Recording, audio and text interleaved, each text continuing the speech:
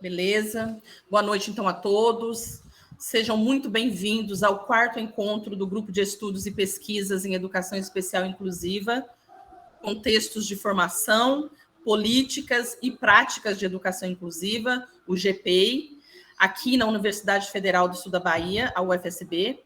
Hoje, a gente está com o tema Desenho Universal para a Aprendizagem e o Modelo Social da Deficiência, implicações nas práticas pedagógicas, que será abordado pela professora doutora Geisa Letícia Kempfer-Buck. Eu acho que eu não pronunciei corretamente, mas daqui a pouco ela corrige.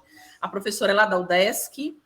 Eu sou a professora Daniane Pereira, sou uma mulher de descendência afro-indígena, de cabelos longos e pretos. Eu tenho um rosto redondo, os olhos castanhos escuros. Estou utilizando um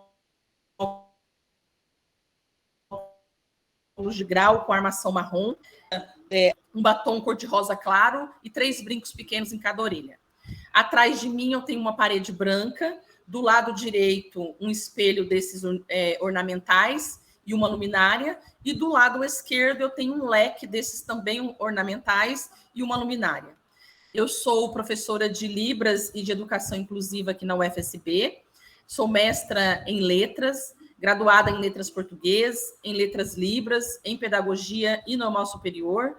Eu sou especialista em Libras, em Supervisão Escolar, Educação à Distância e Educação Especial Inclusiva. E o AEE também. Eu estou chefe da subseção de atendimento educacional especializado e agora também Daniane é doutoranda em Letras pela UESC. Mais uma vez eu quero agradecer a presença de todos vocês aqui no 4º encontro do GPEI. É através do GPEI que a gente almeja congregar professores e acadêmicos de diferentes áreas e demais interessados em refletir e discutir sobre os aspectos que envolvem as concepções, princípios e diretrizes para um sistema educacional inclusivo, para políticas públicas e práticas de educação inclusiva e os aspectos jurídicos, bem como as diretrizes nacionais para a educação especial, as concepções das deficiências, conhecendo suas características básicas, as concepções dos transtornos globais do desenvolvimento e das altas habilidades de superdotação, conhecendo também suas características básicas, as diferentes abordagens inerentes ao percurso histórico da educação especial no Brasil e no mundo, a inclusão escolar dos alunos públicos da educação especial na rede de ensino regular, os principais desafios da inclusão escolar, as principais adaptações curriculares, bem como os recursos pedagógicos empregados no atendimento desses alunos. Os conceitos de integração e inclusão, refletindo sobre a implicação na educação, aspectos importantes sobre as instituições de ensino como canal de mudança, bem como as adequações curriculares que nortearão o processo de ensino e aprendizagem dos alunos com necessidades educacionais específicas e sobre o contexto de formação do professor, desde já a presença dos tradutores e intérpretes de Libras, língua portuguesa, a Ana Paula Rosa Pessoa Frois, ela é da Secretaria Estadual de Educação de Minas Gerais, do Kerson Kleber Espínola Pereira, da UFSB, e da Luana Isabel Gonçalves de Lima, da Universidade Federal de Viçosa. Esse evento ele está sendo gravado, a cópia do vídeo vai ficar disponível no canal do YouTube Observatório Inclusivo UFSB, é lá que é o nosso repositório dessas atividades, tanto do GPEI quanto do GELES. A gente pede que vocês se inscrevam no canal, ativem o sininho das notificações para receber um alerta, tá? Assim que a gente publicar algum conteúdo novo, e também deixe seu like. Durante o nosso encontro, a gente pede que, para melhor visualização da participação de vocês no chat, que vocês, por gentileza, coloquem na frente da escrita a hashtag GPEI. Até o final do encontro também, a gente irá disponibilizar um link para a frequência, tá? Para registro da frequência. A gente solicita, por gentileza, que, com exceção da palestrante convidada e dos intérpretes, vocês deixem seus áudios e as câmeras desligadas para maior visualização dos tradutores e intérpretes de Libras língua portuguesa por parte das pessoas surdas que estão presentes aqui hoje, tendo em vista a plataforma Google Meet. Bom, e para a gente dar início ao nosso quarto encontro do GPEI, eu vou convidar a professora doutora Geisa Letícia, da UDESC. Ela é doutora em psicologia pela UFSC, é mestra em educação e formação de educadores pela UFSC, ela é graduada em educação especial pela UFSM, é professora associada da Universidade do Estado de Santa Catarina, a UDESC, no Laboratório de Educação Inclusiva do Centro de Educação à Distância. Ela também coordena o curso de pós-graduação em nível de especialização em educação inclusiva, o SEAD UDESC. Ela é professora do mestrado profissional em educação inclusiva, o PROFEI, membro do grupo de pesquisa, educação, arte e inclusão da UDESC, do Observatório de Práticas Escolares e do Núcleo de Estudos sobre Deficiência. A professora Geisa abordará o tema Desenho Universal para a Aprendizagem e o Modelo Social da Deficiência, Implicações nas Práticas Pedagógicas. Seja muito bem-vinda ao UFSB, professora Geisa, e fique à vontade. Muito obrigada, Daniane. Quero desejar uma boa noite a todas as pessoas aqui presentes nessa noite, que seja uma noite agradável, de boas trocas. Vamos conversar um pouquinho sobre os modelos e concepções de deficiência e também sobre desenho universal. Então, eu gostaria de que não fosse um monólogo, né, que a gente pudesse dialogar. Primeiro, eu vou me apresentar, me autodescrever. Eu sou uma mulher branca, de cabelos cacheados na altura do queixo, uso um óculos de grau com armação vermelha, estou vestindo hoje uma blusa verde, um colar de prata, um brinco de prata, que não dá para ver muito bem. Ao meu fundo tem um banner do Laboratório de Educação Inclusiva, do qual eu faço parte. À minha direita, uma estante com livros, e à esquerda, uma cortina de persiana. Bom, essa é a minha descrição, mas eu posso dizer um pouquinho mais. Sou mulher, mãe, esposa, professora, ativista do movimento pela inclusão, aliada na luta anticapacitista, enfim, poderia dizer muitas outras coisas para me apresentar aqui nesse momento, mas basicamente sou professora. Sou aquela apaixonada pela educação, que adora estar lá dentro do movimento da escola, percebendo aquela vida que acontece ali, para que eu possa qualificar também a minha docência. Trabalhei muitos anos na Prefeitura de Florianópolis, no atendimento educacional especializado. Também fui gestora aqui no município com a implementação da política de inclusão no ano de 2008 até 2011, que deu para ter um panorama mais ampliado da implementação de políticas públicas. Então, transitei por vários espaços aí. E contando um pouquinho para vocês, já que tem bastante gente da área de Libras, a minha formação inicial é em educação de surdos. Eu vou me formar lá em Santa Maria, no curso de educação especial, que na época tinha deficientes da audiocomunicação ou deficiência intelectual. E naquela época eu optei, então, pela minha formação no campo da educação de surdos. Ainda estava um movimento em que a Libras estava chegando, não vamos revelar a idade aí, mas ainda com algumas práticas muito da comunicação total, o que no decorrer, então, do meu percurso profissional, fui podendo ter acesso à língua brasileira de sinais, embora ainda de maneira em que eu fui buscar, porque os espaços públicos ainda não tinham a oferta dos cursos, enfim. Hoje eu trabalho dentro da Universidade da UDESC, atuando nas diferentes áreas. Então, o meu concurso na UDESC é professora de Braille, porque transitei muito tempo na educação de cegos também. E aí que me deu dentro do atendimento educacional especializado, né, a possibilidade de conhecer o Braille, Soroban, tecnologia assistiva, como DOSVox, NVDA, entre tantos outros. Minha paixão sempre foi trabalhar no campo da tecnologia assistiva, e nessa busca na tecnologia assistiva que eu encontro o desenho universal para aprendizagem, que a gente vai conversar um pouquinho nessa noite, então, também sobre o desenho universal. Esse é um pouquinho do meu percurso na minha vida profissional, acadêmica, de formação, e digo que o meu trabalho é com pessoas, né? Então, se é com pessoas, são com todas as pessoas.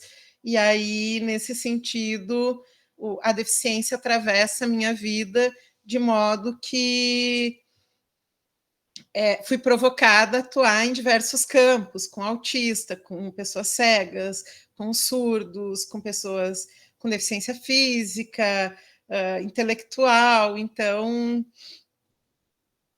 me traz essa relação do porquê o modelo social da deficiência é muito importante na minha vida.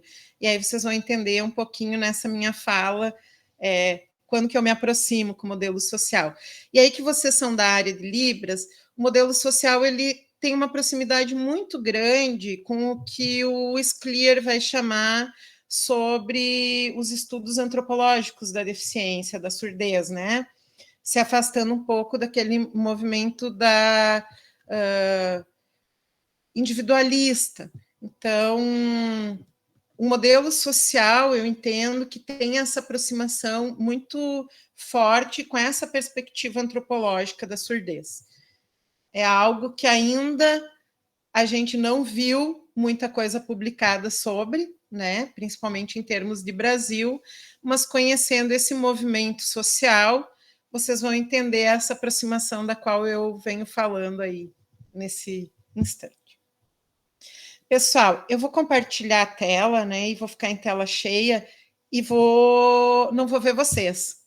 Então, qualquer coisa que precisar, Daniane, me acione no WhatsApp, porque eu vou estar no mundo paralelo, ali em Nárnia um pouquinho. E aí, qualquer coisa, você me chama, tá bom?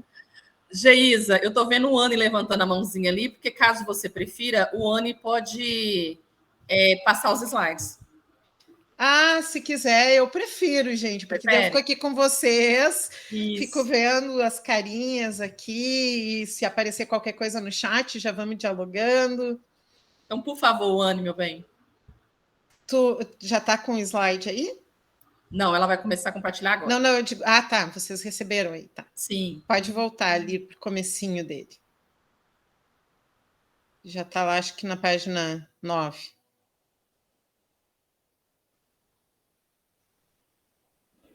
Tá passando aí para vocês? Tá passando, tá voltando. Um minutinho. Ai.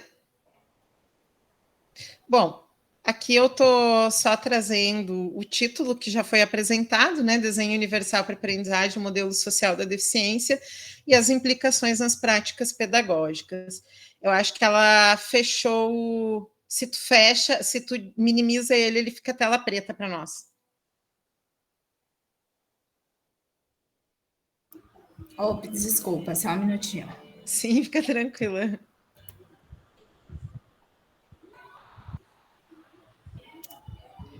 Bom, quanto a... Voltou? Obrigada. Voltou. Obrigada. Eu entendo que as concepções que nós temos acerca do nosso sujeito estudante, ele vai nos dizer muito da prática pedagógica da qual nós vamos direcionar lá dentro da sala de aula. Então, para mim é muito importante a gente entender essas concepções que perpassam o cotidiano da escola para entender como qualificar esse processo também, né? Porque a gente vem num movimento ainda em que as pessoas com deficiência vivenciam muita exclusão nos espaços escolares, e aí a gente precisa combater essas formas de violência ainda dentro da escola, né? Pode passar, Ruane, por gentileza? E aí eu quero, antes de mais nada, começar a conversar com vocês com alguns pressupostos teóricos, né, que são O que são esses pressupostos? São o meu ponto de partida, como que eu entendo algumas questões para pensar outras relações posteriores. Então, eu entendo inicialmente, e pessoal, assim, ó, por gentileza, conforme for aparecendo alguma demanda que vocês queiram dialogar comigo, que queiram tirar dúvida, vão se manifestando aí no chat que eu estou acompanhando, tá bom? Então, eu vou entender que a deficiência ela é um fenômeno social e uma condição humana, seja uma condição social humana, assim como um fenômeno no sentido que algo que acontece no contexto da vida de uma pessoa com deficiência, ela toca todos nós, pessoas sem deficiência. Em que aspecto, né? Por exemplo, se nós entendermos o ciclo de vida humano como um ciclo em que a experiência da deficiência perpassa vários momentos, quando nós estivermos no nosso envelhecimento, nós vamos experimentar essa relação da deficiência na nossa vida. Então, o que nós fizemos hoje no campo da deficiência vai dar sustentabilidade para o nosso envelhecimento. Em que aspecto? Se nós vivermos uma sociedade excludente, preconceituosa, que não respeita as nossas variabilidades corpóreas, funcionais, emocionais, intelectuais, no nosso envelhecimento, nós vamos ter muita barreira, muita opressão e não vamos ter uma vida digna. Então, é no hoje que a gente atua para que lá no futuro essa nossa experiência de deficiência seja sustentada, apoiada, né? Então, ela é uma condição humana, embora muitos não se sintam tocados pela experiência da deficiência e ainda acreditem que a deficiência só habita o outro, né? Então, a deficiência nos toca, seja em algum momento no ver diminuído, num ouvir, né? Quantas pessoas no envelhecimento usam aparelhos auditivos, na questão de mobilidade, que muitas precisam de apoio para locomoção. Então, de diversas formas a gente vai entendendo aí o quanto que a deficiência nos toca. E além disso, ela é um fenômeno social porque algumas situações, a exemplo de políticas públicas no campo da deficiência, na política do cuidado, ela vai trazer uma relação de potência nas nossas vidas ou de negação também para as nossas vidas. Eu não sei se vocês participaram numa outra live que eu vi ali mão no chat e já me perdi na curva. Que esse ano eu trabalhei e que eu estava dando exemplo dos mamógrafos, que antes da Lei Brasileira de Inclusão, de 2015, mulheres que estavam acamadas, com nanismo, mulheres em situação de cadeira de rodas, com necessidade de cuidados mais complexos, não tinham a possibilidade de fazer exames em mamógrafos, porque esses mamógrafos não chegavam no nível, na altura de mulheres com deficiência que estavam, por exemplo, usando cadeiras de rodas. E aí há um movimento dessas mulheres reivindicando cuidado, reivindicando atenção, e ali mais ou menos em 2014, 2015, começam a ser produzidos mamógrafos que chegam no nível de mulheres que estão acamadas ou em alguma situação que não poderiam ficar em pé, né, para fazer os exames. Então, vejam, é um movimento de pessoas com deficiência que chama essa atenção para o cuidado básico, mas que afeta todas as mulheres que em algum momento da vida podem estar numa situação de vulnerabilidade por questões de saúde e numa cama precisar fazer um exame, né, de mama. Então, o que acontece no contexto da deficiência toca todas nossas vidas.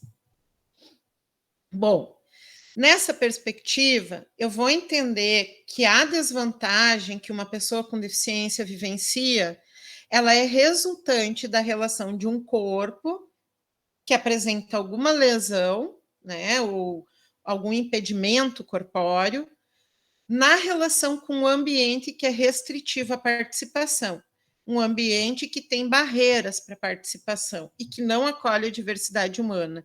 É nessa relação entre esse corpo e esse contexto social, nesse espaço relacional, que reside a experiência da deficiência. Quem já passou por situações semelhantes vai entender o que eu vou dizer agora. Tem uma colega que trabalha conosco que ela é cega. Aí ela sempre diz assim: na minha casa eu até esqueço que eu sou cega, porque tudo está organizado, disposto da minha forma, da minha maneira. Eu tenho autonomia, eu tenho livre trânsito, eu consigo cozinhar, eu consigo fazer tudo.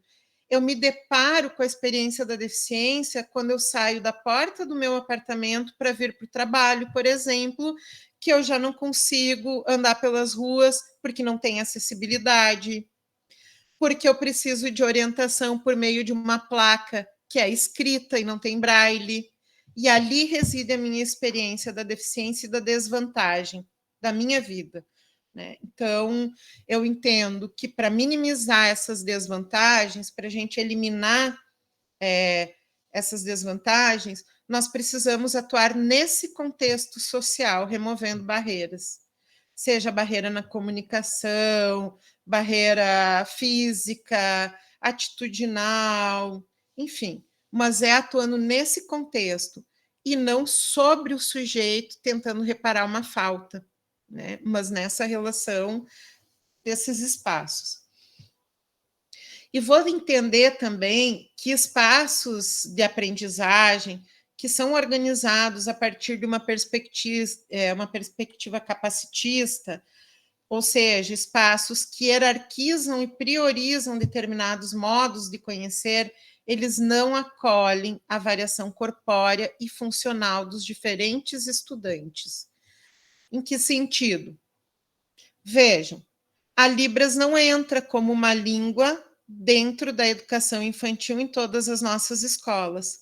As crianças são obrigadas a oralizar nas escolas, né? Crianças pequenas que poderiam estar acessando a Libras e a gente privilegiar diferentes modos de comunicação para que essas crianças possam ter diferentes elaborações conceituais e que a aprendizagem vai perpassar por diferentes canais de acesso. Então, se a gente entende que o nosso cérebro tem uma plasticidade, né, que ele se desenvolve a partir das experiências vivenciadas, por que nós estamos negando formas de comunicação para as nossas crianças da educação infantil? É um exemplo, né? Então, nós hierarquizamos modos de conhecer. Na escola, por exemplo, a gente exige que uma criança, para demonstrar o que sabe, que ela aprendeu, ela faça o registro por escrito. Quantas das nossas escolas trabalham com perspectivas alternativas de avaliação? Bom, se uma criança precisa escrever o que ela aprendeu, será que nós não estamos minimizando possibilidades dela se revelar de fato no que ela aprendeu?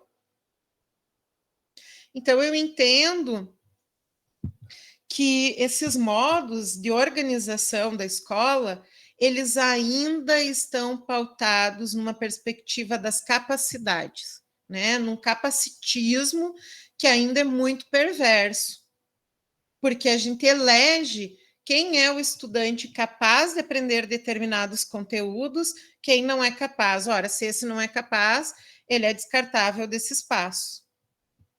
E essa é uma perspectiva que a gente precisa fissurar, romper, entender que o que muda somos nós, professores, nas estratégias pedagógicas, nos recursos que levamos para aquele contexto, para que uma criança, um adolescente, possa, à sua maneira, acessar esse conhecimento e não ficar em desvantagem no seu processo de aprendizagem. Ruane, pode passar para mim? E eu vou entender também, vejam, eu ainda estou nos pressupostos, para a gente ter um ponto de partida, assim, de entendimento da minha fala, numa mesma lógica, todo mundo.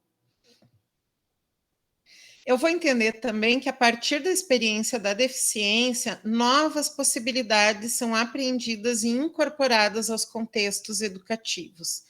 Em que aspecto, né? Quando uma criança com deficiência aponta para a gente algumas fragilidades do nosso processo de ensino, essa é uma grande, mas maravilhosa oportunidade da gente se ressignificar no fazer docente. Vejam, quantas crianças autistas nas nossas salas de aula têm revelado questões sensoriais, né, que podem estar implicando na aprendizagem de outras crianças, mas essas outras crianças não revelam como as nossas crianças autistas. Um exemplo do que aconteceu na minha prática pedagógica já.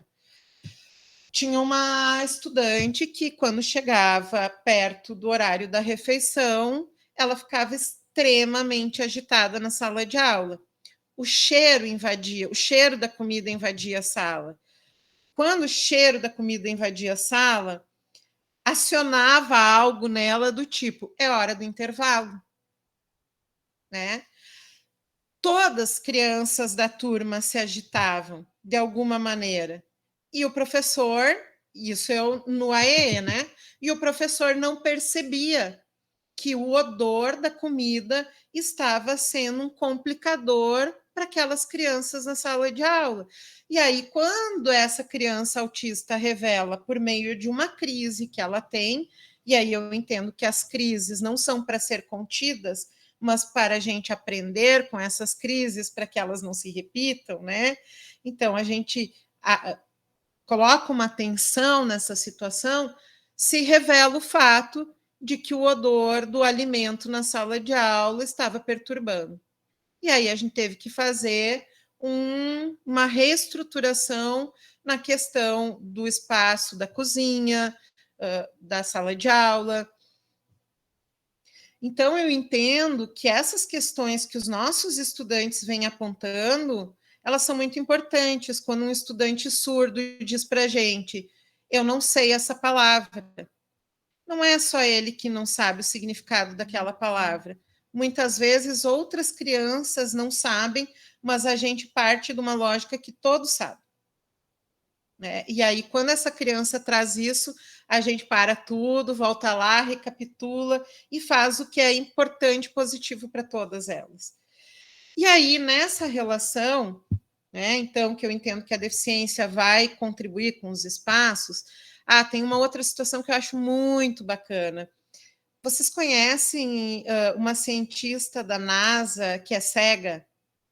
E ela vai provar por A mais B, lá na NASA, que a técnica de ver os astros celestes estava equivocada.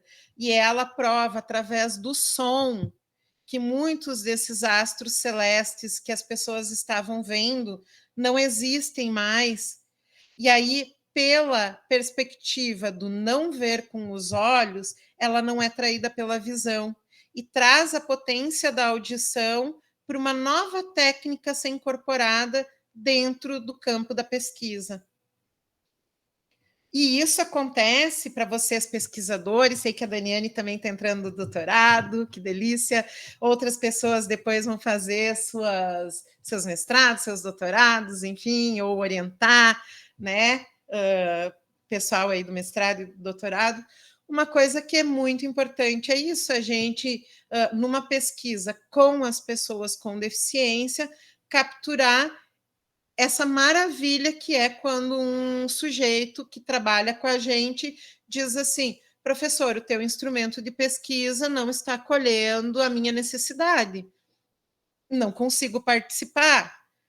A exemplo de, muitas vezes, um termo de compromisso livre esclarecido que chega para uma pessoa surda sem interpretação de Libras, né? Então, são questões aí que, dentro da pesquisa, nessa relação, é importante a gente pensar.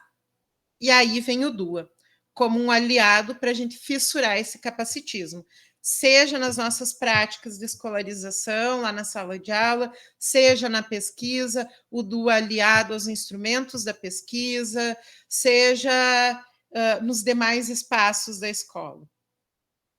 Mas vejam, desenho universal para a aprendizagem. Ele não está falando do ensino, ele não está falando da arquitetura, ele está falando de aprendizagem. Por isso, o desenho universal para aprendizagem, ele não é da educação especial. Ele é da sala de aula, ele é de todos os educadores. É lá que ele deve acontecer. Não é uma prática fora do contexto da aprendizagem curricular. E aí nós, profissionais das áreas mais específicas, seja da Libras, da educação especial, do AEE, enfim, nós somos agentes que devem estar provocando uma reconfiguração do planejamento docente para que todos estejam contemplados dentro da sala de aula, né? Pode passar, Rony. Então, eu trago aqui algumas referências para vocês, caso queiram buscar ler, e depois também a gente pode conversar um pouco mais, indicar alguns outros materiais. Mas os princípios, então, o DUA, ele é composto do que vai ser chamado um framework, né? Um quadro teórico conceitual. E aí as intérpretes me chamem a atenção se estou falando rápido, tá? Esse quadro teórico conceitual ele surge com os princípios e diretrizes como um conjunto de estratégias que, ao serem incorporados nos contextos educacionais, podem minimizar ou eliminar barreiras inerentes à maioria dos currículos, né? Então, possibilitando assim a maximização da oportunidade de aprendizagem. E aí eu vou falar uma coisa que talvez vocês vão me questionar, mas aí nós vamos dialogar e tentar entender por quê.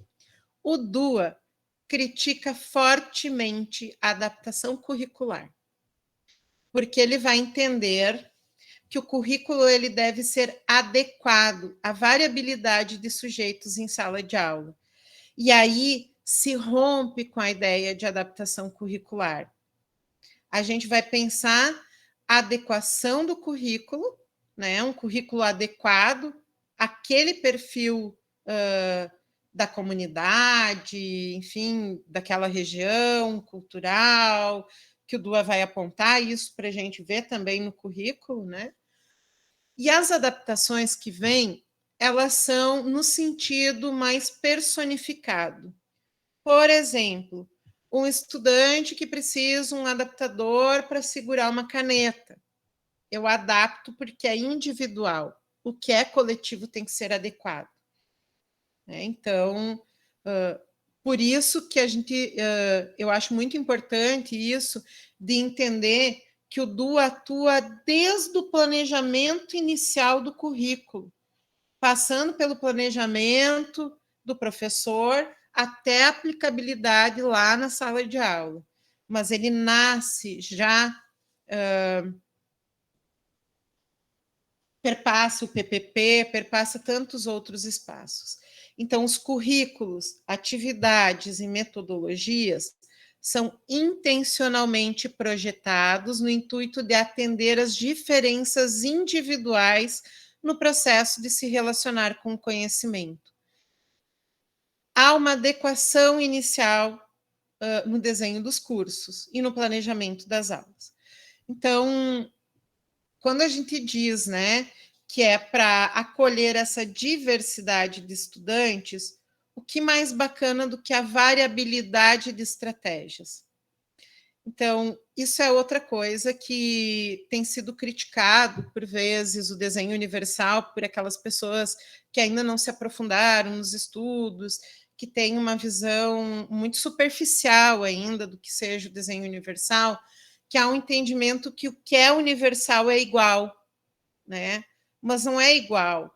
O que é universal são as condições, as possibilidades de participação, não o modo de fazer as coisas. Por isso, o professor precisa, de alguma maneira, trazer muita variabilidade de recursos, de estratégias, de metodologia, para que, de alguma maneira, os estudantes sejam contemplados no seu modo de aprender. Pode passar, Ruane. E aí eu trago aqui para vocês uma imagem em tela em que eu coloco o DUA num elemento central e ligado a ele, na verdade, gravitando sobre essa ideia do desenho universal, 3 princípios, né? E esses princípios estão ancorados em redes de aprendizagem. Então, recapitulando um pouquinho, o DUA ele vem de um grupo de pesquisadores da área da neurociência, aliado à tecnologia e à educação. Um grupo de pesquisadores da Universidade de Harvard, que vai iniciar esse movimento de pensar o desenho universal. Para isso, eles fazem um mapeamento cerebral, entendendo as redes de aprendizagem e como elas vão se dando aí no processo da escolarização e do desenvolvimento humano. E aí eles vão linkar os 3 princípios básicos do desenho universal. Eu não gosto de elencar, como alguns autores têm feito, o primeiro princípio, o segundo princípio e o terceiro princípio, porque para mim eles são indissociáveis. Eles estão gravitando ali de modo que todos se interligam, né? E um precisa do outro para, de fato, a gente conseguir a totalidade aí dessa experiência com o DUA. Então, o princípio da representação, ele vai estar atrelado à rede de reconhecimento. Como que um estudante reconhece uma informação? Vocês da área da surdez, como que um estudante surdo reconhece uma informação? É pelo canal auditivo? É pelo canal visual? É com base em apoio em imagens? Como que se dá essa representação para que ele acesse essa informação? Como que está chegando isso? Então, dentro dessa representação, desse princípio, está atrelado tudo aquilo que leva ao reconhecimento, ao acesso daquelas informações que vão se transformar em conhecimento. Aí nós temos uma outra rede, que é estratégica, que tem o princípio da ação e expressão, que é como um sujeito vai fazendo as suas relações no sentido, uma aprendizagem matemática, como que ele elabora essa soma? Ele vai precisar contar nos dedos, ele faz o cálculo mental, ele precisa de um registro no papel, ele precisa ver o número. Qual é o movimento desse sujeito para conseguir, de fato, ter a sua proatividade, a sua participação no processo da aprendizagem. E aí, nesse princípio também, está muito daquilo como ele demonstra para a gente o que aprendeu. E aí, muitas vezes, a gente só permite uma ação e expressão escrita. A gente não permite uma ação e expressão por meio da fala, por meio da dramatização, do desenho, do recorte, da colagem. Quais são essas possibilidades que a gente tem dado? A outra rede, que é a afetiva, ela tem o princípio do engajamento, que vai nos dizer por que um estudante permanece envolvido com aquela aprendizagem, por que ele quer aprender e se envolver com o conhecimento, como envolvê-lo com esse conhecimento. E aí entram todas as questões de autorregulação, de cultura, territorialidade. Por exemplo, vocês aí na região de vocês, existem peculiaridades, regionalidades que nós aqui em Santa Catarina desconhecemos. E aí, como que eu vou trazer uma pesquisa para esse sujeito do contexto de vocês, pautado na realidade de Santa Catarina? Será que vai envolver? Será que vai engajar? Será que é o que eles querem saber, como que é a pesca em Florianópolis? Ou eles querem saber e pesquisar e aprender coisas que tocam diretamente na vida deles? Então, esse aqui é um esquema inicial do desenho universal, no qual a gente vai entender essas 3 redes da aprendizagem, né? A de reconhecimento, a estratégica e a afetiva, linkado aí aos seus princípios, para a gente poder avançar no que depois vão ser as diretrizes do desenho universal. Pode passar, Ruane.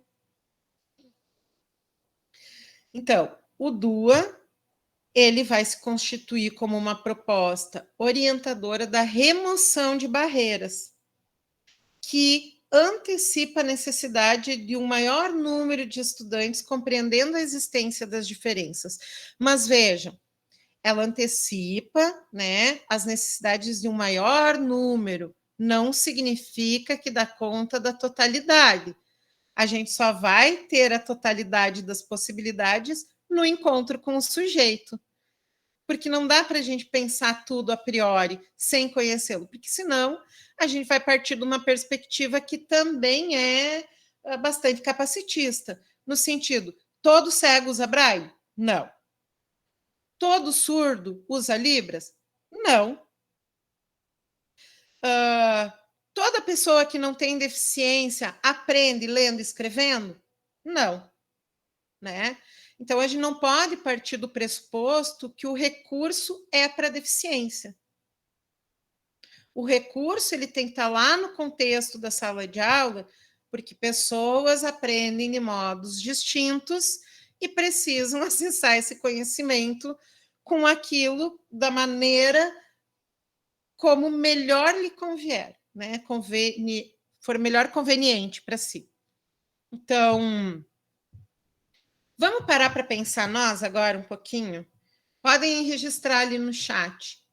Como que cada um de nós aqui aprende? Quem aprende melhor ouvindo? Quem aprende melhor pesquisando? Quem consegue aprender melhor fazendo experimentos?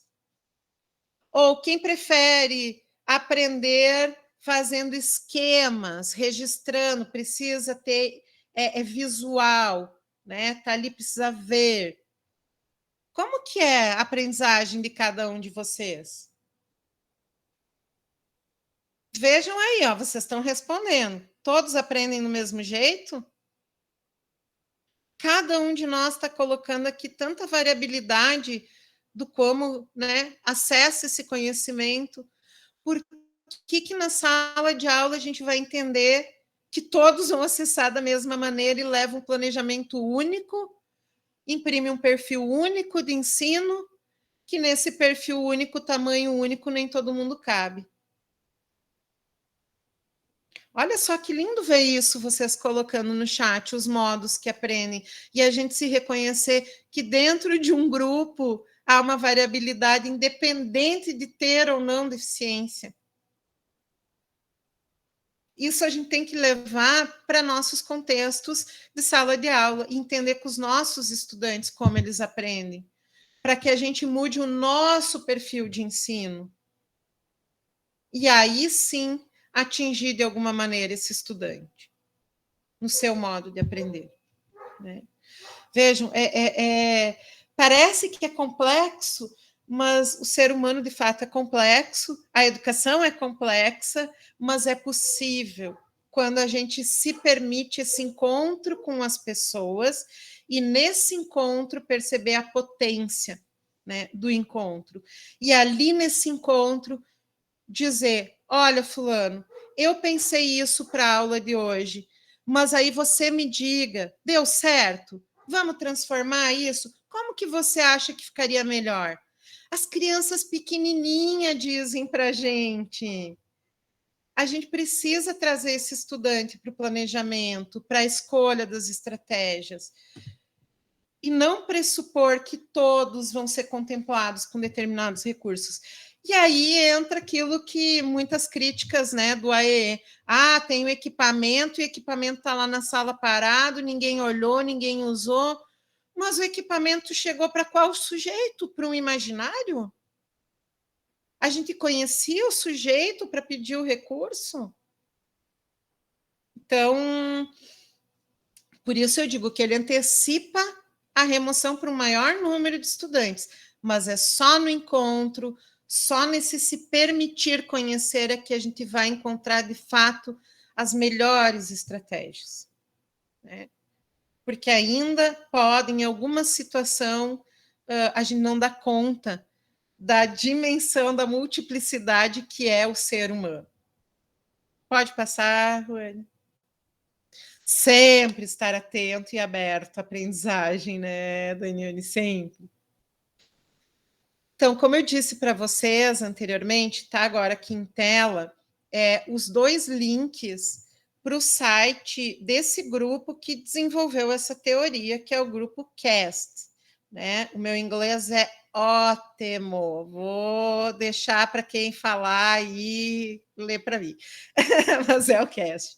Gente, se vocês entrarem pelo Google, né, do Google ali, enfim, você coloca lá www.cast.org e pede traduzir ali na página, e a página ela fica toda em português, porque ela é uma página inteligente, né? Eles já trabalharam na questão da acessibilidade comunicacional, na questão da língua, né? E aí também tem retorno de voz, tem outras coisas. E ali nesse site vocês podem explorar muita coisa mesmo, né? Que aqui é a pontinha da pontinha da pontinha do iceberg. Então, tem muita coisa para a gente mergulhar aí e descobrir ainda sobre o DUA. E é nesse espaço que vocês podem ter acesso à fonte primária, né? Daqueles que desenvolveram, não aqueles que estão falando sobre, mas então sintam-se convidados a explorar esse espaço. Pode passar, Rony? E aí, aqui eu vou trabalhar, não é os princípios, tá, gente? É as diretrizes. No outro slide eu corrigi, mas no que eu mandei em PDF para vocês, não. Mas é as diretrizes agora do desenho universal. Vejam que eu apresentei os 3 princípios, que era da ação-expressão, da representação, do engajamento, e linkado a esses 3 princípios, nós vamos ter 9 diretrizes, tá? Quando vocês entram naquele site que eu passei ali para vocês, em cada diretriz dessa que vocês clicarem, vai abrir um rol de situações que eles chamam de ponto de experimentação, que é, por exemplo, como que eu faço para acionar a percepção?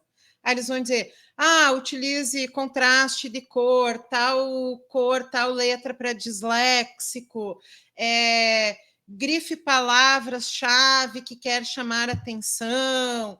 Então, vão ter várias dicas de como um professor pode trazer para o seu planejamento elementos para acionar aí a percepção, para auxiliar com o uso da linguagem, expressão matemáticas e símbolos, para compreensão.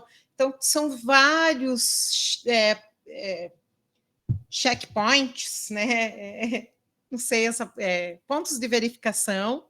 São vários pontos de verificação para auxiliar o professor a pensar o planejamento.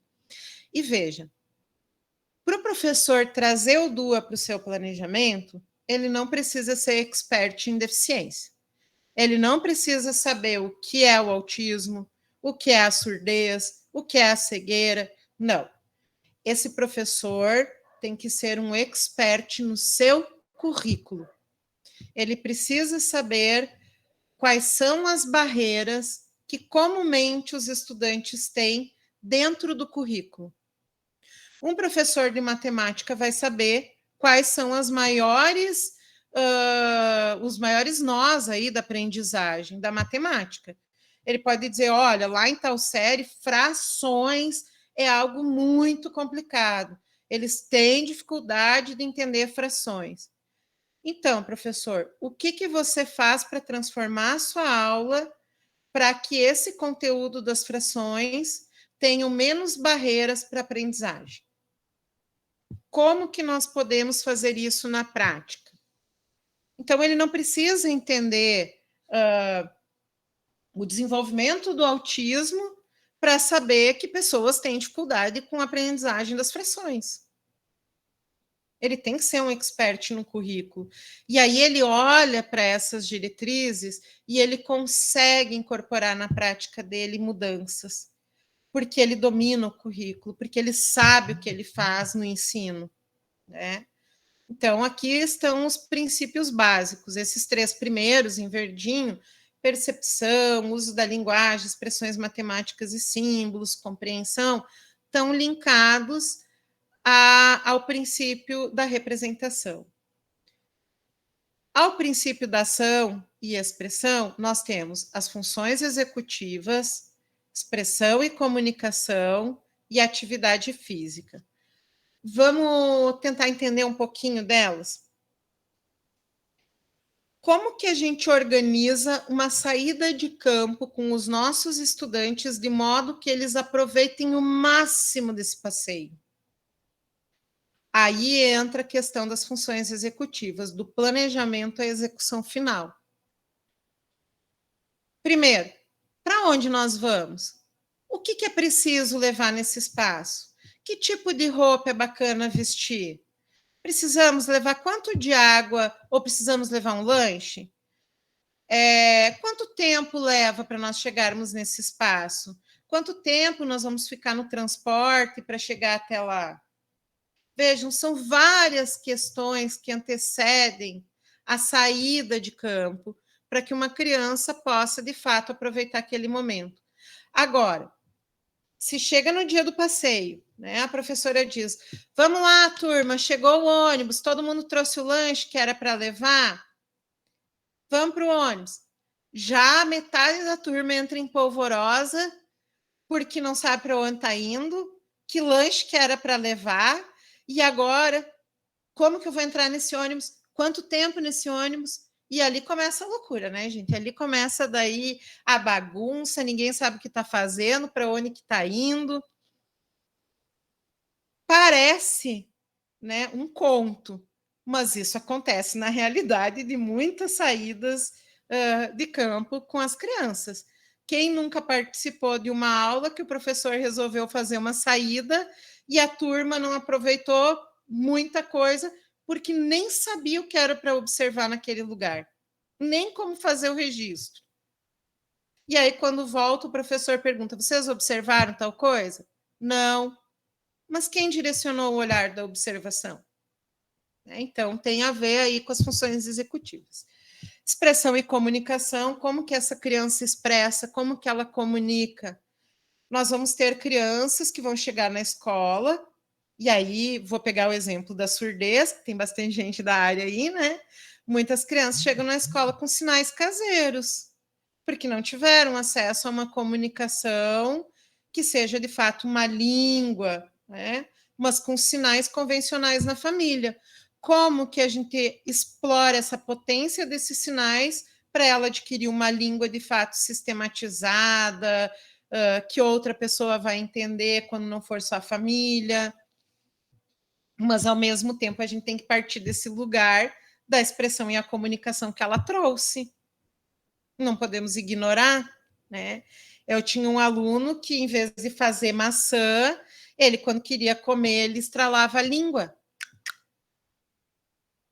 E aí eu tive que aprender, a partir dos sinais, das expressões que ele trazia, que aquilo era que ele queria comer a maçã. E aí, a partir disso, nós vamos construindo a língua com ele, né?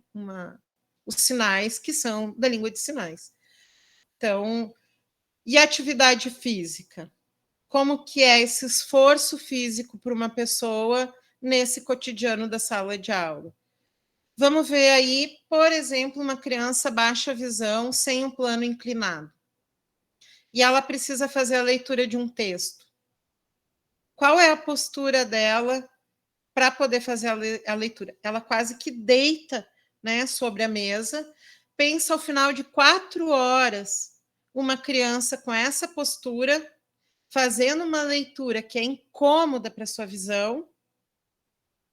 Final da aula, essa criança está com dor de cabeça, não quer participar da aula, não quer fazer atividade, e a professora diz o que para nós? Ah, deixa o fulaninho, ele é bem preguiçoso mesmo.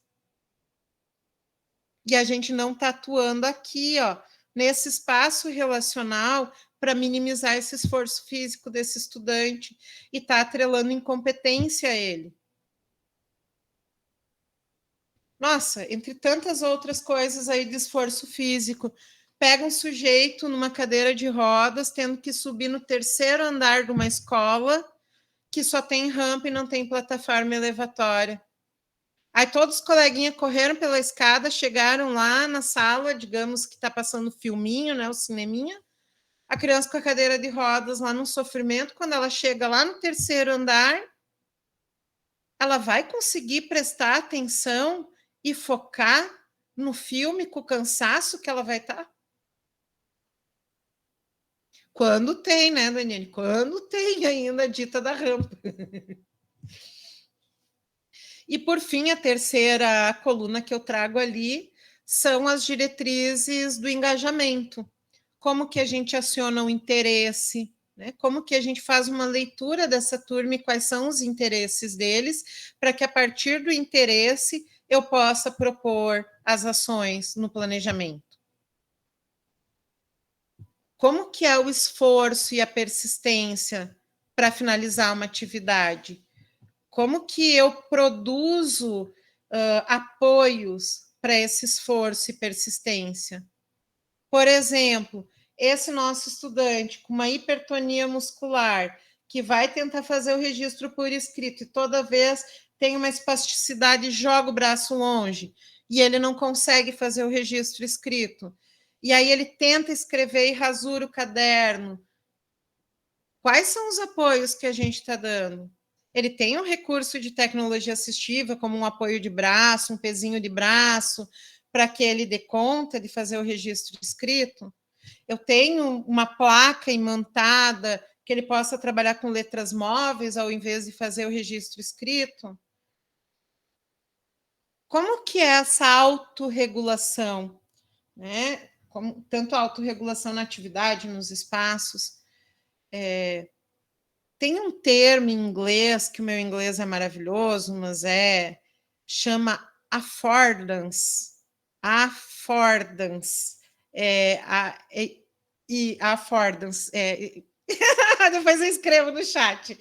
Que vai dizer sobre a razão de ser de cada objeto, né? Por exemplo, eu não sei se está certo, tá, gente? Acho que é assim o termo, ou com 2 Fs. Isso, com 2 Fs. Obrigada, Wellington. Ai, gente, essa rede de apoio é maravilhosa, né? Quando a gente precisa desses apoios aí. O meu inglês sempre precisa de um apoio. Mas ele vai dizer sobre essa relação da função do objeto. Para que serve uma porta? Para a gente passar por ela, para entrar ou para sair. Se a porta da sala está aberta, o que as crianças podem entender? Eu posso entrar e sair. Então, a gente às vezes pede auxiliar, e eu fui gestora, eu lembro dos pedidos de auxiliar de educação especial, que chegava assim, ó, professora, nós precisamos um auxiliar, porque ele não para na sala de aula, tem que ficar o tempo inteiro correndo atrás dele. Mas aí não tinha nenhum pré-requisito para contratar maratonista, né? Nessas alturas aí. Qual era a lógica quando a gente foi para o contexto dessa escola? Entender. A criança autista, então, que precisava do apoio, ela tinha livre acesso o tempo inteiro pela porta. Nunca foi trabalhada uma regra com ela do tempo, né, da sala de aula. Porta aberta, qual a lógica? Eu posso entrar, eu posso sair quando eu quiser. Quando a gente começou a adotar uma postura de manter a porta da sala fechada, não precisou mais maratonista na escola, porque a gente começou a fazer um trabalho que também chama-se de acesso coletivo com toda a turma. E toda a turma auxilia na autorregulação do colega. Quando alguém passa e a porta fica aberta, não é a professora que tem que ir lá fechar. Algum coleguinha já lembra. Olha, não tinha que deixar a porta fechada para o fulaninho lembrar que é para ele ficar na sala de aula? Então, o grupo começa a organizar estratégias para as coisas acontecerem. Nessa autorregulação entra também uma questão com o conhecimento, por isso que é muito importante o professor dizer para o estudante o que ele espera numa atividade, né? Dar o exemplo, como que eu gostaria que vocês fizessem, orientar.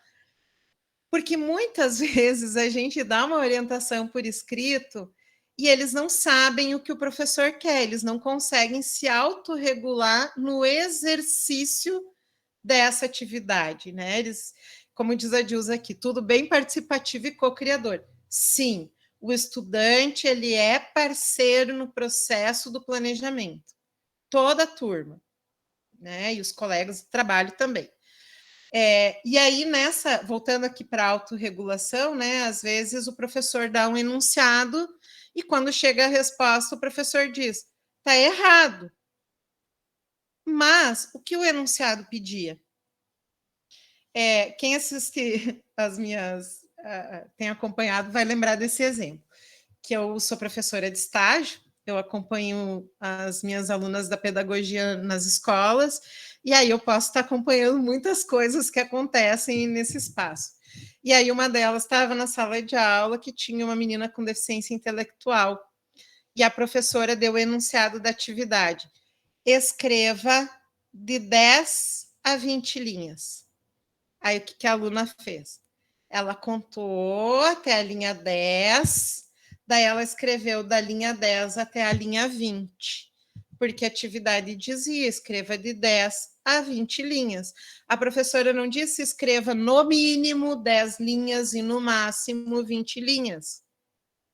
Então, ela se autorregulou para a atividade dentro do que o enunciado pediu. E errada ela não está mesmo, Wellington, né? Porque a atividade pediu isso. Agora, se a professora tivesse dado exemplo, se tivesse dito a meta daquela atividade, talvez a estudante compreendesse de modo diferenciado. Então, nós regulamos os nossos estudantes, muitas vezes, nesses enunciados, nessas orientações, que não vêm acompanhadas de exemplos. Você pode fazer assim ou assim, de direito de escolha, né? E por aí vai. Pode passar, por favor. Eu não sei até que horas nós temos, Daniane. Na verdade, a gente... Nem temos mais. Mas pode encerrar, professora. Eu estou vendo que tem poucos slides aí para encerrar, então faz um condensado aí. Não, até que horas vocês vão? Até as 8? Geralmente, a gente fica entre 19 às 20, 19, 20, 20. Ah, então vamos correr muito, aqui. Não, entendeu? Então vamos correr um pouquinho. Vamos lá. Planejando com o DUA, então, tá, gente?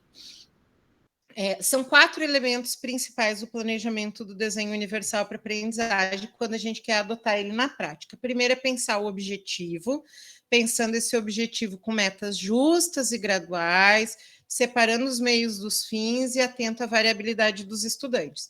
Por exemplo, o que seria separar os meios dos fins? Isso é algo que eu tenho visto muito nos trabalhos das minhas estudantes de pedagogia, colocar o método com a meta junto.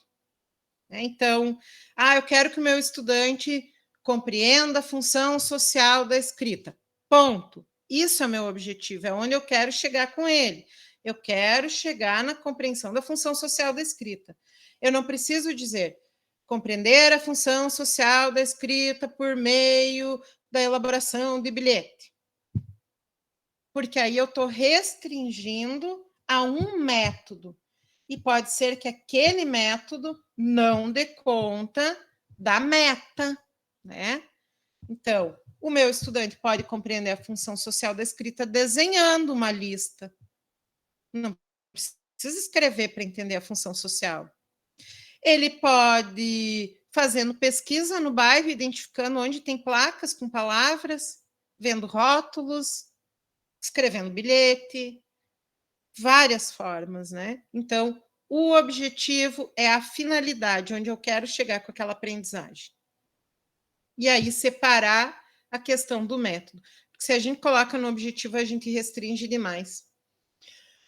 Os recursos, eles são pensados a partir da habilidade a ser apoiada e não na lógica da deficiência, da lesão. Eu não levo para a sala de aula um filme com legenda porque eu tenho estudantes surdos que não ouvem. Eu levo um filme com legenda porque pessoas podem manter o foco, o apoio para compreensão. Eu não levo gravuras e mapas conceituais porque sujeitos não aprendem com a palavra escrita, mas porque é mais um apoio para a aprendizagem. Quando levam um mapa em relevo, não é porque tem cego, é porque tem pessoas que precisam aprender em profundidade, num plano 3D. O recurso não pode ser vinculado à deficiência, ele tem que estar a priori na escola. Pensado para todos, né? Os métodos, então, a gente vai ajustar as atividades e tarefas, que tem que ser para que cada estudante possa desempenhar a sua maneira. Eu gosto muito da ideia da gamificação, ou seja, da possibilidade de escolha. Hoje eu quero fazer o nível fácil, depois eu vou tentar o nível médio, depois eu vou para o difícil. A professora deu a possibilidade de eu escolher se hoje eu quero escrever uma frase, um parágrafo ou um texto. Mas eu não estou me sentindo segura, eu vou tentar uma frase. Depois eu vou me sentir mais segura, eu escrevo um parágrafo. Então, a gente pode dar esse processo também de escolha para o estudante. E apoiar o estudante para que ele lide com os desafios. Não é tirar o desafio, mas dar apoio para ele conseguir. Então, se esse estudante não está conseguindo fazer registro escrito, não é tirar a possibilidade dele fazer escrita, mas ele pode fazer essa escrita por meio de letras móveis, de recortes de letras e figuras, enfim, né? Potencializar esses apoios para ele. E aí, sempre, quando olhar para uma atividade, ir lá naquelas diretrizes e pensar como que eu posso apoiar, como que eu posso eliminar a barreira para a participação de um maior número de estudantes. E aí a gente chega na avaliação, que é o quarto elemento, que tem ligação direta com o objetivo. E por isso a avaliação é feita pelo professor de sala de aula e não pelo auxiliar, nem pelo professor do AEE, enfim. Ele vai dialogar com esse objetivo de aprendizagem. Ele entendeu a função social da escrita? Como que eu sei que ele entendeu? Porque ele me desenhou uma musiquinha, porque ele fez recortes e colou, né, dizendo a receita de tal atividade, de tal bolo que ele gosta. Ele entendeu a função social e ele vai me demonstrar de outras maneiras. Então, a gente, na avaliação, deve construir relevância e eliminar os fatores irrelevantes. Se esse estudante não domina a escrita, tira a escrita de cena, permita que ele revele o que ele conheceu por outros modos. E pensar sempre nas possíveis barreiras que eles estão lidando. Ruane, passa rapidinho para nós o próximo, assim, que daí já vamos correndo.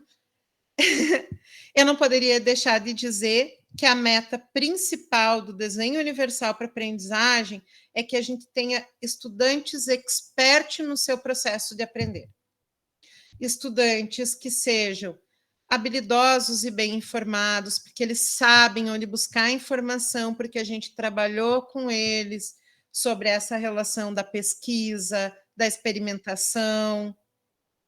Estudantes que sejam estratégicos e orientados por metas, do tipo, hoje eu vou escrever a frase, mas amanhã eu vou escrever esse parágrafo, porque eu sei que eu posso. E hoje a minha meta é essa. Mas a professora já disse, depois de um tempo, vamos passando essa meta. Né? E estudantes que estejam motivados, estudantes que estejam felizes de aprender, porque eles estão aprendendo aquilo que faz sentido para suas vidas.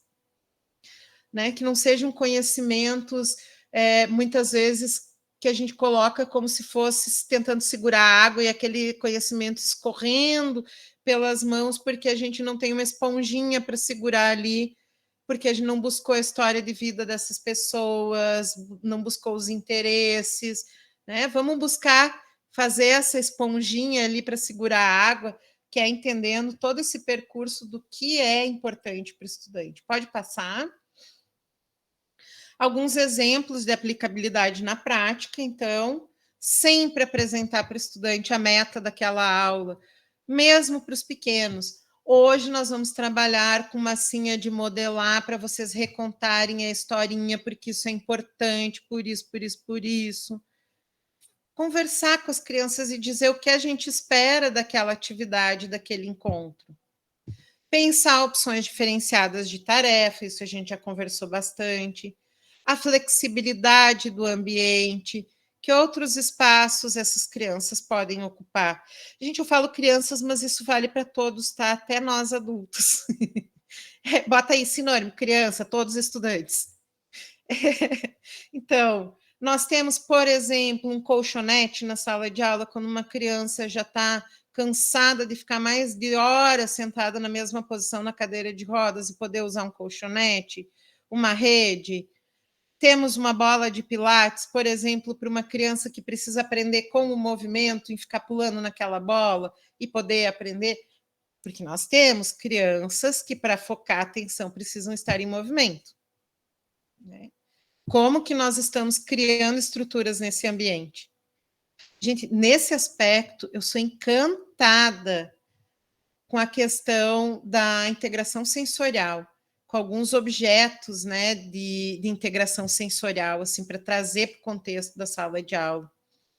Bom, 4, feedback regular. Todo mundo gosta de ter um retorno de como foi. Não é à toa que as crianças correm para a mesa do professor com o caderno, fez um risquinho, tá certo o risquinho? Então, todos querem um retorno. Deem um feedback no final da aula. Olha, gostei muito hoje da participação de vocês, nós aprendemos isso, né? Explicar para eles. E, por fim, diferente formato de textos.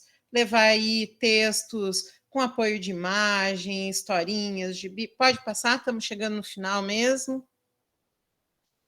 Iniciem o DUA com uma ética do cuidado no planejamento docente, com atitudes intencionais, com esse olhar carinhoso, amoroso e atento à diversidade de estudantes, trazendo essa perspectiva de uma ética do cuidado.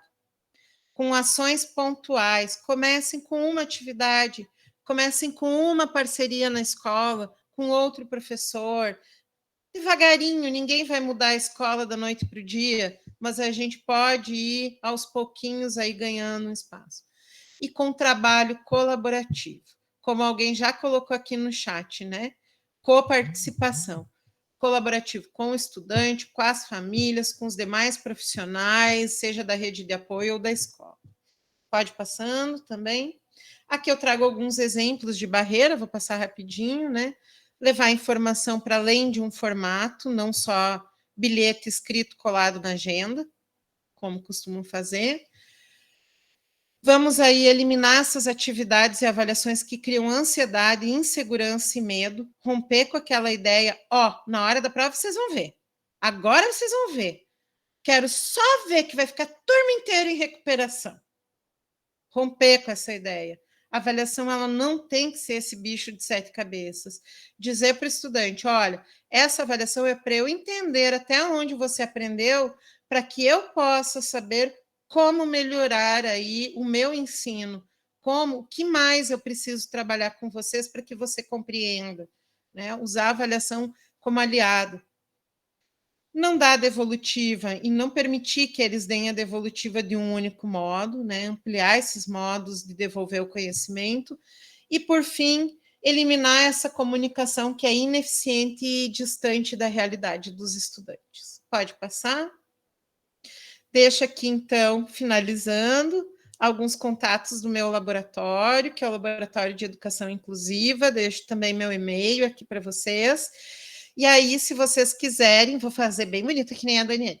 Sigam-nos no YouTube, ativem o sininho para receberem aí, deixem o seu like, que nós temos o nosso canal lá no YouTube, o Instagram e o Facebook, onde a gente está compartilhando um pouco assim dos trabalhos do nosso laboratório também, para quem quiser. Mas joinha lá, né, gente? Pessoal, muito, muito, muito obrigada por essa noite, por esse espaço de fala, e perdão que eu ocupei um espaço enorme aqui, eu queria dialogar com vocês um pouquinho também. Foi ótimo, Geisa, nossa, e foi passado de uma forma muito bacana, assim, sabe? Eu ri aqui em vários momentos, viajei também em diversos momentos, eu estou num grupo de estudos que debate a questão da subjetividade do sujeito surdo, e hoje a gente teve encontro, agora hoje de manhã, e eu estou gostando muito de estar no grupo, porque eles vão para um lado mais filosófico, não fica só no linguístico, né? Porque a gente que trabalha, eu sou mais voltada para a questão do português, o ensino de português para o sujeito surdo, então eu fico mais voltada para aquela questão linguística. E eles estão tratando de umas coisas mais filosóficas, e isso é muito interessante. E quando você veio com a questão de discutir a adequação e a adaptação, nossa, lembrei de hoje, porque num momento que você estava discutindo sobre a questão da cartografia, né, voltada para esse lado dos corpos, e aí você ainda veio com aquela questão da potência, nossa, parecia que eu estava hoje com o pessoal discutindo. E aí voltou-se para essa questão. Do nada alguém foi e soltou a questão do DUA, e colocando como se o DUA deixasse de lado as necessidades específicas de alguém, né? Quer dizer, a visão errônea que as pessoas têm do que seja o DUA, né? E errônea também sobre a utilização de termos, né? A adequação e a adaptação. Nossa, eu amei quando você colocou isso hoje. E o chat está cheio de elogios, né? Obrigada, gente. O chat está cheio de elogios, acho que deu para você ir acompanhando aí alguns. Uhum.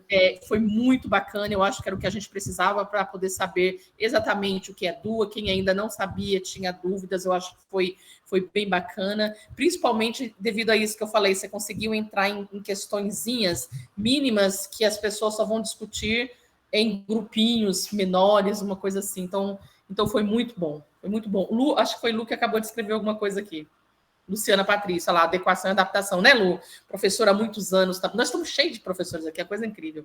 E Lu está colocando isso, né? Olha lá, ó, a verdade, adequação e adaptação, que muitas vezes não é comentada, as pessoas não têm conhecimento e tendem a acreditar que é a mesma coisa. E outra coisa que as pessoas têm confundido muito, que é importante deixar registrado, que DUA é acessibilidade educacional. E não é verdade.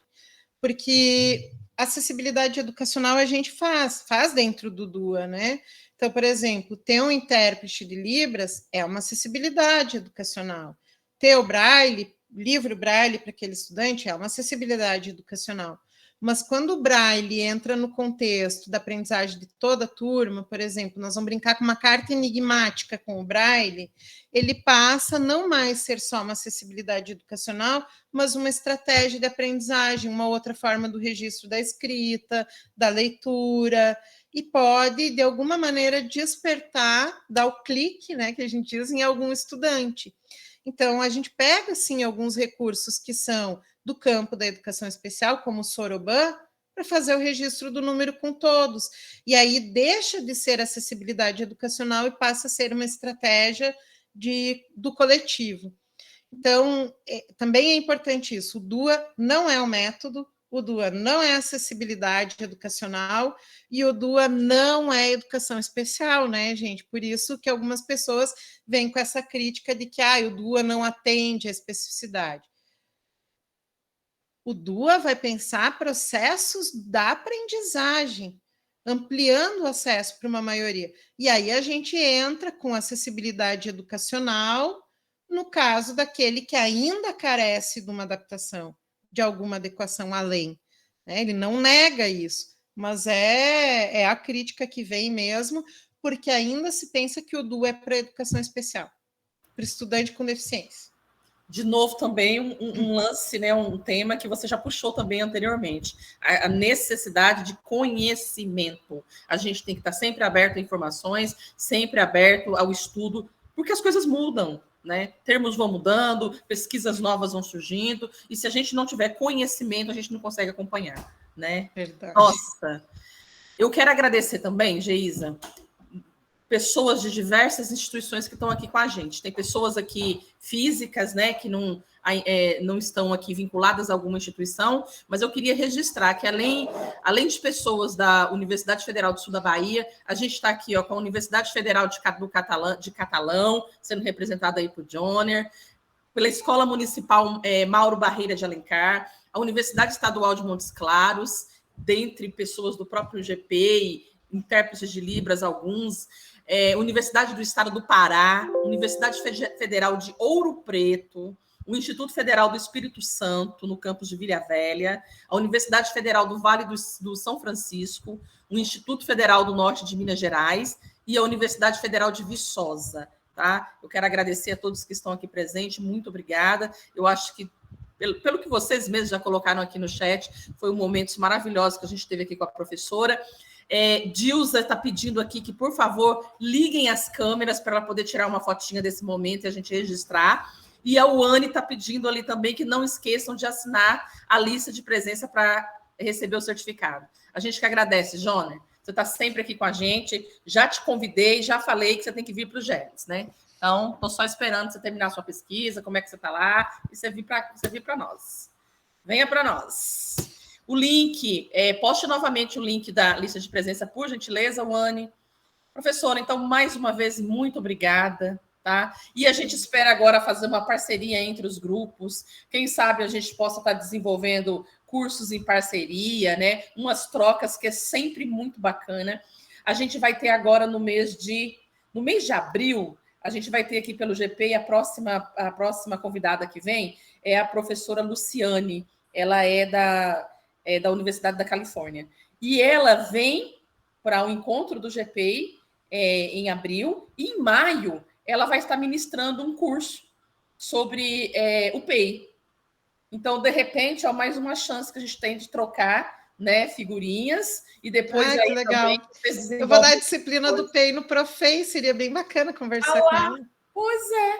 Uma chance aí de trocar figurinhas com Luciane, de vir com o pessoal também para fazer o curso com a gente, e fazermos trocas também, né? Que vocês vão desenvolver aí, a gente vai sugando também, porque isso é muito bom. Para nós também, é muito importante essa troca, Mani, e aí os trabalhos de vocês para a gente divulgar para os estudantes aqui também.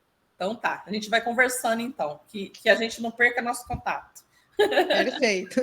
Obrigada, professora, mais uma vez. Obrigada, quero uma fotinho dessas também aí para divulgar lá no nosso laboratório, que tive com essa gente linda aqui. Sim, eu te envio, vou enviar todas. Eu quero dizer que foi um grande prazer a gente contar com a presença de todos vocês aqui no quarto encontro do Grupo de Estudos e Pesquisas em Educação Especial Inclusiva, o GPEI, aqui na UFSB, e a gente poder trocar juntos, multiplicar experiências, que isso é sempre enriquecedor.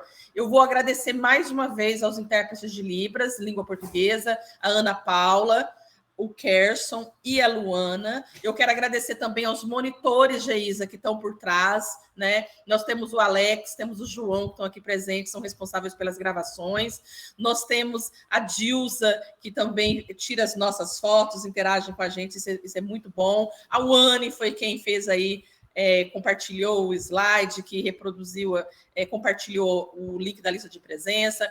Nós temos o Leandro, que é quem é responsável por fazer os nossos cards. Você viu que card bonito? Não sei se você gostou, mas eu sou apaixonada com os nossos cards, e o Leandro é responsável por eles. E a Luzinete, que também não está aqui, mas a Luzinete é uma aluna e monitora nossa. Ela é uma pessoa com deficiência visual, e ela também é responsável pela...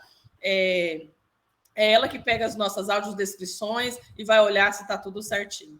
Eu quero agradecer também aos integrantes do GPI que estão aqui hoje com a gente. E, mais uma vez, eu quero agradecer a professora Geisa, tá? Gratidão, muito obrigada. E eu vou deixar uns minutinhos aí para você poder se despedir do pessoal, professora. Nossa, gente, foi uma felicidade estar aqui com vocês. É sempre bom trocar um pouco dessa área que eu tenho estudado e me dedicado ao longo dos anos. E acho que vocês perceberam que eu sou um pouco apaixonada pelo DUA, então que de alguma maneira tenha contagiado um pouquinho vocês aí para seguir as leituras e conhecer um pouquinho mais dessa perspectiva teórica. Então, desejo sucesso para vocês nas trajetórias aí acadêmicas, profissionais, e que tenham um lindo ano, né? Espero que esse ano seja um pouco mais leve dos que a gente tem vivido com pandemia e tudo mais, e que possamos ter muitos outros encontros presenciais também. Estou sentindo falta desses movimentos, assim, de se encontrar todo mundo na universidade. Que venha logo esses momentos, né, gente?